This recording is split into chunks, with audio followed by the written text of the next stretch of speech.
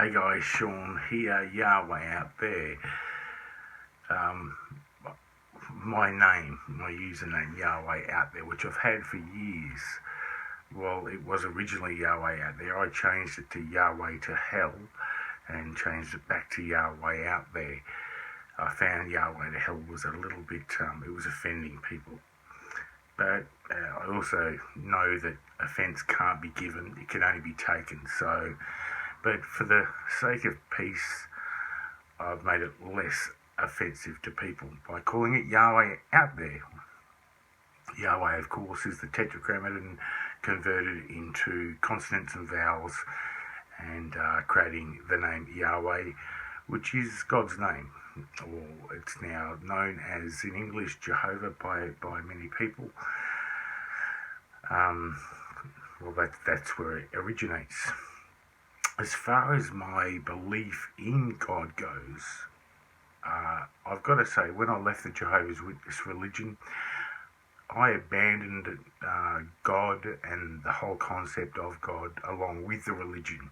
I didn't choose to go down another path of finding God and this whole new path that would lead me to God, when I've been told for 20 years of my life that God was only on this path.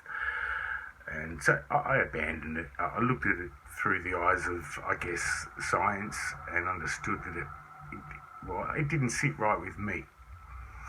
What I didn't do is I didn't throw the baby out with the bathwater. And when I say the baby, I mean Jesus, Christ Jesus. I didn't throw the baby out with the bathwater. So I got rid of a lot of my ideas and what I thought was true, and abandoned 99% of that. The 1% I would call the words of Christ in the Bible. I've read the Bible. I mean, through my years as Jehovah's Witness, I've probably read it more than a few times. But when it comes to the New Testament and the words of Jesus Christ, which you'll find read in a lot of Bibles, I find those words comforting, and I find them a good way to guide myself through life, along with also logical thinking, critical thinking, and being able to determine what is right and what is wrong. And what I can't find with the words of Christ is anything wrong. In my humble opinion, I think that if we could live by those words, and that only, it's going to give us a better opportunity in life to be better people and enjoy life and be happy. So I'm not a Christian. I don't even know that Christ was real, but even if he was a character in these books of the Bible, I still think that the way he conducted himself in those words, in those books, was nothing to be scoffed at. And if you're the sort of person that can't critically think or finds the need for counselling or psychological help from professionals, try reading the words of Jesus Christ. I mean, really, what a guy, what a character. I mean, in everything I do, I try to be as good as I can be. And I've got to say, my guideline there, as far as being as good as I can be, runs in line with the way Jesus was. So yeah, sure, I'm an atheist. I don't like labels, but I guess that's what the closest thing I am in terms of labels. But I certainly haven't discounted or thrown away the words of Jesus Christ in the books of the Bible. So yeah, atheist, but love Jesus Christ as a character, as a human being, whatever. There's nothing wrong at all with adhering to the way that Jesus lived his life. And for those that struggle with I struggle with nihilism. I think sometimes that there's no importance to life. There's no reason for living. There's actually there's no purpose.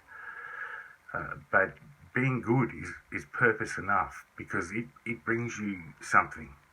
Being kind to other people brings you something. I know that might sound like almost a little bit selfish, but hey, that's the kind of people that's what we are as human beings. And I can't find one critical thing that I can say against the character of Jesus. I think if more people lived like that and adhered, or at least used it as some form of guideline throughout their lives will end up being better. So anyway, that's just a quick thing from me. People were curious as to whether I was atheist or I was a Christian or a believer in something. I do believe in serendipity and synchronicity. I watch a lot of Derek London's videos on the law of attraction and people that he interviews, and I recommend anyone else who may understand what I'm talking about goes and visits Derek London's channel and just checks it out, because it's a good channel and it's got great information. But in short, my answer is definitely I am an atheist, and I don't believe in God as a guy in the heavens who gives us the option of either going to heaven with him once we die, which humans can't comprehend that, surely. I don't believe that he offers us everlasting life either, because what human being can understand everlasting life? All we have is all we've ever had is a life that begins and ends. So to understand the whole concept of living for trillions and trillions and trillions and trillions and trillions of years times trillions and trillions and trillions and trillions and trillions and trillions of years doesn't really appeal to me, and I don't know how it could appeal to anyone that's just a human being who understands only being born and dying. So not into that concept whatsoever. Doesn't appeal to me, and it seems to only appeal to those who have a fear of death, which I certainly don't.